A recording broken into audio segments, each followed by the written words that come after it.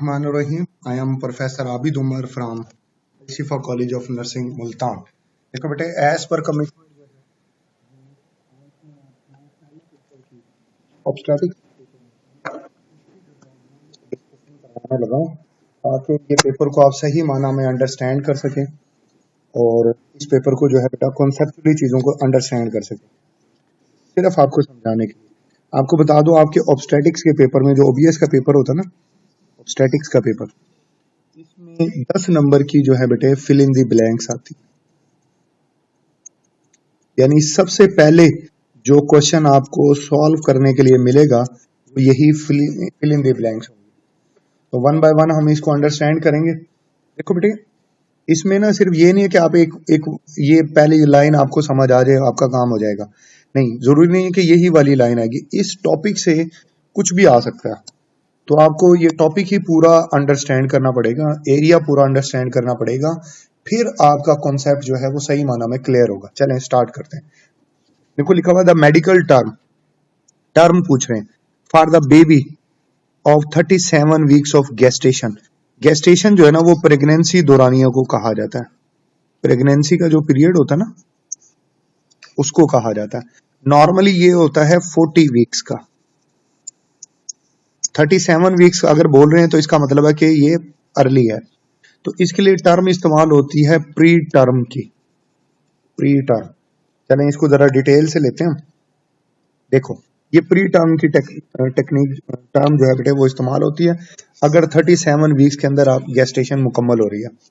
Normal जो period होता है वो 40 वीक्स होता है। 40 वीक्स लाजमी होना चाहिए, क्योंकि अगर ये दौरानिया मुकम्मल ना हो तो कुछ प्रॉब्लम हो सकते हैं, कुछ रिस्क आ सकते हैं। वो रिस्क क्या होगी, वो कॉम्प्लिकेशन, कुछ पेचीदगी आ सकती है, खासकर उसके बच्चे के फेफड़ों में, लंग्स में और उसके ब्रेन के अंदर।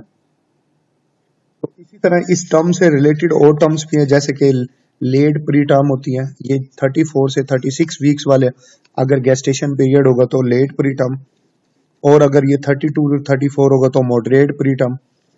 इसी तरह जो है ना बेटा, अगर ये जो है लेस देन 32 वीक्स होगा तो वेरी प्री टर्म, और एक्सट्रीमली प्री टर्म जो होगा ये लेस देन, अगर 28 वीक से भी कम का दौरानिया होगा तो वो एक्सट्रीमली प्री टर्म की कैटेगरी के अंदर जो है बेटे वो आ जाएगा। यानी पहले एमसीक्यूज का जो है पहले फिल इन द ब्लैंक्स का आंसर बनेगा प्री टर्म। फिर लिखा हुआ the first stage of labour is divided into. अब ये लेबर क्या होता है? लेबर बेसिकली ना अगर मैं उर्दू में लिखूं तो ये जचकी के दर्द को कहा जाता है। जब बर्थ का टाइम आता है ना उस वक्त जो पेन होता है उसको लेबर पेन कहा जाता है। इसको ना दो कैटेगरीज में डिवाइड किया जाता है इस लेबर पेन को। एक इसका फेज होता है उसको बोलते हैं लेटेंट फेज, और एक इसका फेज होता है उसको बोलते हैं एक्टिव फेज। ठीक है, इसमें पता क्या होता है, ये यूट्रस है। यूट्रस में एक वॉल होती है, उसको जो है वो मस्कुलर लेयर होती है, मसल लेयर बेटे, उसको कहा जाता है मायोमेट्रियम। मायोमेट्रियम उसकी रैपिड कॉन्ट्रैक्शन होती है। ठीक है, क्यों होती है उसके पीछे वजह भी बता देता हूं। वो एक हार्मोन होता है ऑक्सीटोसिन, वो रिलीज होता है, और ये होता ही एट टाइम ऑफ बर्थ। जब दौरानिया पूरा हो जाता है ना, बर्थ का टाइम आ जाता है, उस वक्त ये हार्मोन रिलीज होता है। ठीक है, पोस्टीरियर पिट्यूटरी से ये रिलीज होता है, बनता है ये हाइपोथैलेमस में। तो फिर ये क्या करता है, यूट्रस जो है ना, जो बच्चादानी है, उसकी जो मायोमेट्रियम जो मसल लेयर है उसको रैपिड कॉन्ट्रैक्ट करवाता है। ठीक है ना, उसकी कॉन्ट्रैक्शन होती है यूट्रीन कॉन्ट्रैक्शन, तो उसकी वजह से माँ को दर्द महसूस होता है, उसको लेबर पेन कहा जाता है। अच्छा, इसमें पहला फेज होगा लेटेंट फेज। इसमें क्या होगा, ये अर्ली लेबर होगी, यानी ये सिग्नल होगा। इसमें सर्विकल डायलेशन होगी। सर्विक्स क्या होते हैं बेटे, ये सर्विक्स, इसको कह रहे हैं सर्विकल डायलेशन। ये डायलेट कर जाती है ताकि फिटस जो है वो नीचे की तरफ आए। ठीक है, अच्छा, ये थोड़ी सी माइल्ड होती है और इसकी कोई तरतीब नहीं होती, ये थोड़ी इरेगुलर नेचर की होती है। फिर एक्टिव फेज आता है, इसमें जो सर्विकल डायलेशन है बेटा वो 4 to 10 सेंटीमीटर तक बढ़ जाती है, स्ट्रॉन्ग होती है, मोर फ्रिक्वेंट होती है। ठीक है, और इस फेज को मॉनिटर करना बहुत जरूरी होता है क्योंकि ये बर्थ का टाइम आ गया है, मतलब ये कंफर्मेशन होती है। तो बेटे आप ऑब्जेक्टिव में लिखेंगे यहां पर आएगा इनटू लेटेंट फेज और यहां पर आएगा इनटू एक्टिव फेज, ठीक है ना। तो लेटेंट और एक्टिव दो फेज लेबर के जो है बेटा होते हैं। यहाँ पे मैंने आपको समझा दिया कि लेबर क्या होता है, लेबर क्यों होता है, किस वक्त होता है, ये सारी बातें भी बेटा समझना जरूरी है, तभी आप इसके ऑब्जेक्टिव्स जो या फिल इन द ब्लैंक्स को आप मुकम्मल कर सकेंगे। ये the most common cause of fetal tachycardia. देखो बेटे टेकीकार्डिया क्या होता है? टेकीकार्डिया होता है इंक्रीज एचआर, एचआर यानी हार्ट रेट, हार्ट रेट का बढ़ना वो टेकीकार्डिया कहलाता है। 160 से ज्यादा अगर बीटिंग चल रही है, नॉर्मली मतलब लेट गेस्टेशन पीरियड हो ना, बिल्कुल आखिरी महीने, तो फिटस तकरीबन 160 के हिसाब से उसका हार्ट रेट होता है, लेकिन उससे पहले कम होता है। ये जो है 90 to 110 अर्ली प्रेगनेंसी में 90 to 110 होता है नॉर्मल, ठीक है। लेकिन अगर 160 से ज्यादा है तो क्या वजह? इसका जो मोस्ट कॉमन काज होता है ना, वो काज होता है बेटा मैटरनल फीवर, कि माँ को बुखार है। मैटरनल फीवर की वजह से वो उसका असर उसके बच्चे पर होता है, फिटस के ऊपर होता है, कि उसको टेकीकार्डिया यानी उसका हार्ट रेट जो है ना वो बढ़ जाता है, ठीक है। Heart rate per minute, beats per minute जो है बेटे वो ये बढ़ रहा है। ये जो लिखा हुआ ना बीपीएम, ये that stand for beats per minute, per minute, beat mean cardiac beat. अब इसके पीछे मैटरनल फीवर रीजन है, और मैटरनल फीवर जो होता है ना बेटे वो माँ को कोई इन्फेक्शन है, ठीक है ना, वो कोरियो एमनियोटिस हो सकती है माँ को। कोरियोनो एमनियोटिस क्या होती है? आपको पता है कि फिटस के इर्द गिर्द जो है बेटा 3 प्रोटेक्टिव कवरिंग होती है, एमनियन, कोरियन और एलेंटाइन। शायद आपने कभी कुरान में पढ़ा हो कि अल्लाह ने कहा है कि मैंने 3 तहों में बच्चों को जो है वो पैदा किया। वो 3 तहें यही है, जो बच्चा जो पैदा होता है उसके इर्द गिर्द ये 3 लेयर्स होती हैं फिटस के, जो कि उसकी हिफाजत करती हैं। तो इनकी भी बाजुकात इन्फेक्शन हो जाता है। जब माँ को बुखार होता है तो बच्चे का मेटाबॉलिज्म डिस्टर्ब होता है, मेटाबॉलिज्म की वजह से उसका हार्ट रेट बढ़ जाता है। अच्छा, इसमें और क्या हो सकता है? इस और क्या? मैटरनल डिहाइड्रेशन है, यानी माँ में पानी की कमी है, ये भी वजह निकल सकती है।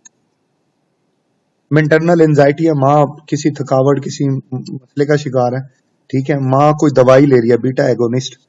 और फेटल हाइपोक्सिया हो सकता है, फेटल हाइपोक्सिया यानी ऑक्सीजन की कमी, एनीमिया खून की कमी, ठीक है, ये सब वजह हो सकती है। तो बेटा अब इस ऑब्जेक्टिव का जो आंसर बनेगा वो बनेगा मैटरनल फीवर।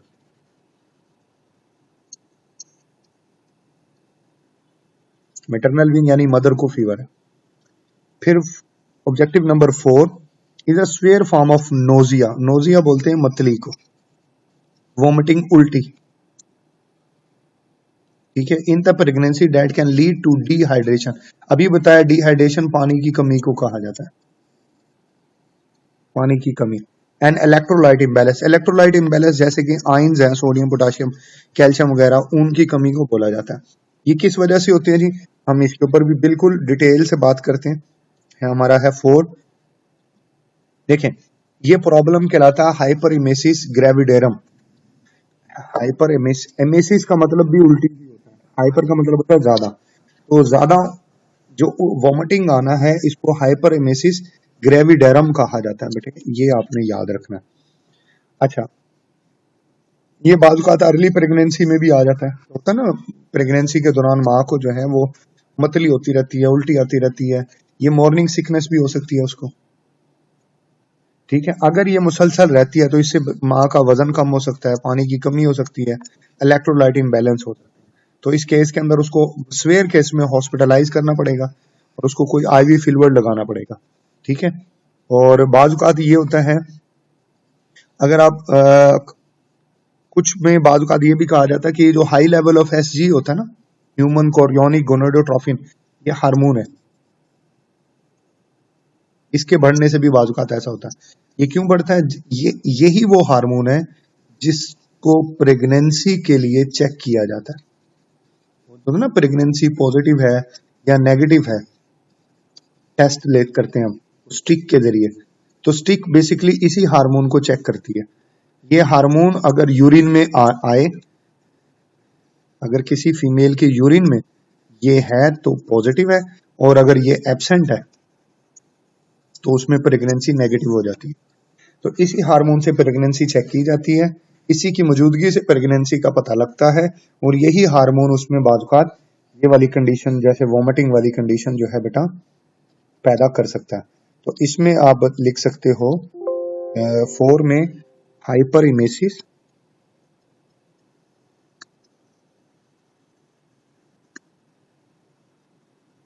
ग्रेविडेनम, ये कंडीशन है। ठीक हो गया। 3 क्लासिकल साइन ऑफ प्लेसेंटल अबर्शन। अब ये क्या बोला? प्लेसेंटा जो है ना वो अपनी जो ओरिजिन है, प्लेसेंटा जो ओरिजिन है उससे अलग हो रहा है, मतलब जहां पे वो जुड़ा ना उससे अलग हो रहा है। अच्छा भाई क्यों अलग हो रहा है भाई? एन एब्डोमिनल पेन, इससे उस पेशेंट को ना पेट में दर्द हो रहा है, और वजाइनल ब्लीडिंग हो रही है, वजाइना से खून निकल रहा है। ठीक है, तो ये क्यों हो रहा है? तो ये हमारी fill in the blanks number 5 है। ठीक है, चलेंगे इस पर भी हम। इसको कहा जाता है tenderness and uterine tenderness and contraction. Uterine, चलें पहले उसको लिख देते हैं, फिर इसकी आगे कंडीशंस को भी फर्दर डिस्कस करते हैं।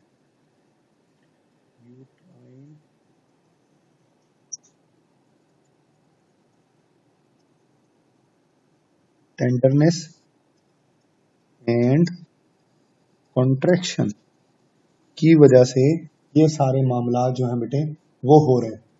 अच्छा, अब ऐसा क्यों हो रहा है? इस अलामत को प्लेसेंटल एबर्शन जो है बेटा वो कहा जाता है।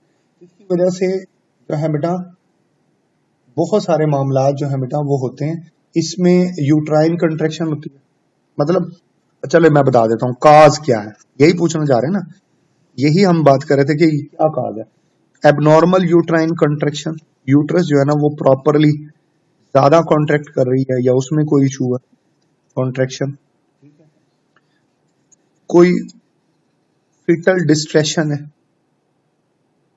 वहां पे कोई बेजब्तगी है बच्चे के केस में, उसके अंदर प्री टर्म लेबर है, वो जो पहली वाली थी प्री टर्म वक्त से पहले जो है बेटा वो गेस्टेशन पीरियड कम है, वो वजह हाथ हो सकती है।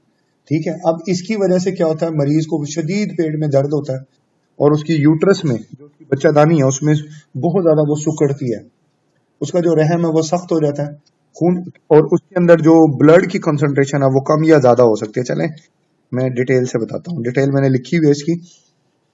3 सिम्टम्स होंगे इसके। माँ को पेट में दर्द होगा, वजाइनल ब्लीडिंग कम या ज्यादा हो जाएगी, यूट्राइन सुकड़ सख्त हो जाएगी। ठीक है, और इसके ये काजेज। अच्छा, ये कम भी हो जाता है, बाज़-औक़ात कट जाता है, जिससे ऑक्सीजन की सप्लाई बच्चे को कम हो जाती है। ठीक है, और ये बड़ा प्रॉब्लमेटिक जो है बेटे वो बन सकता है। तो ये सारी अलामात जो है बेटे वो इसकी होती हैं। क्योंकि वीडियो थोड़ी लंबी हो रही है तो 5 फिल इन द ब्लैंक्स पर अभी फिलहाल मैं यहीं पर वाइंड अप कर रहा हूँ।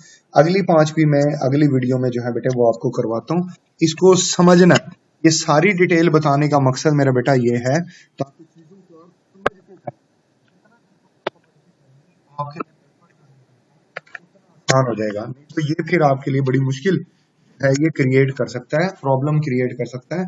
ठीक है, चीजों को समझ के कीजिएगा, अपना ख्याल रखिएगा। मैं अगली वीडियो में मजीद इसको मुकम्मल